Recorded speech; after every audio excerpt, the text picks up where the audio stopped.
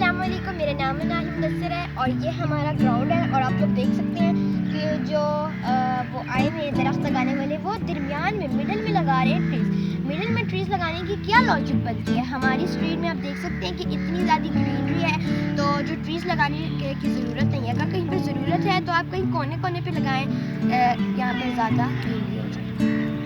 ये आप लोग देख सकते हैं इतना बड़ा पार्क है। अगर कहीं पे ट्रीज़ लगाने की ज़रूरत है तो कहीं कोनों कोनों पे लगाएं जहाँ पर ग्रीनरी ज़्यादा हो जाए। और हमारे वहाँ पर ज़रूरी हिदायत भी लिखी हुई हैं कि 12 साल से कम उम्र बच्चे यहाँ पर खेल सकते हैं, और जो बच्चे हैं हमारे वो इस ज़रूरी हिदायत पर अमल भी करते हैं। ये आप देख सकते हैं इतने बड़े जो